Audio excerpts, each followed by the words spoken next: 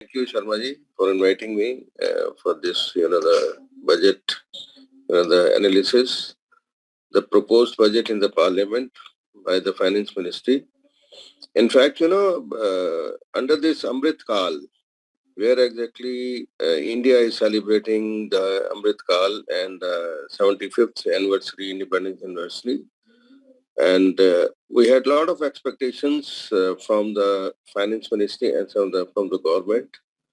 Uh, as we were always, demanding that, tourism is a very important sector, as it always used to contribute almost for 9.4% in the GDP. And there is a lot of employment generation and revenue generation, not for the country, but even, for the country and also for the states. And through the youth, because India is a very youth country and it's a very young country, almost 67% the country is under the 35 years of age. So in that context, we wanted that, yes, of course, they have in the budget, the youth power they have utilized on this thing. But under the Amrit Kal, they have now considered about that domestic tourism mainly, and we are thankful to the finance ministry and the government of India for considering the domestic tourism, which they have really considered this time very well, as the promoting of the 50 destinations and working with the states tourism boards and the skill management is very, very important factor for India, because India has 69% almost with the villages, which is the rural areas. And under this area, rural areas, it is very, very important to educate the locals, to educate the villages to the choice of the destinations.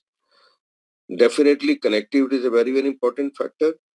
And this time, the budget is proposed for outlay of near 2.4 lakh crores. Yes, of course, they are looking for that, the factors for that border tourism, which is another thing which they have really introduced as per the Prime Minister's, the instructions that which we were saying for the last so many years, that border tourism has to be, and particularly ADTOI is looking for the border tourism, and they have already requested the Ministry of Tourism to promote the border tourism as well as the skill management. Yes, of course.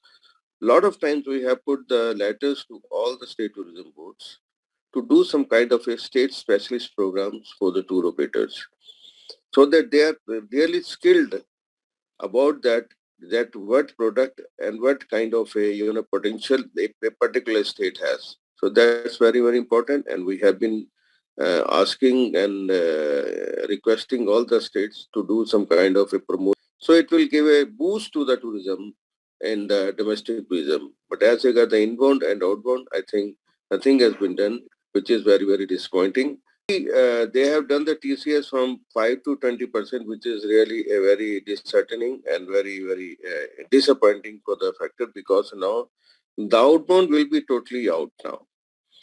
I think the government doesn't want to promote the outbound. They just want to promote the inbound and the domestic. That's their main idea, which we are looking at as per the proposed budget.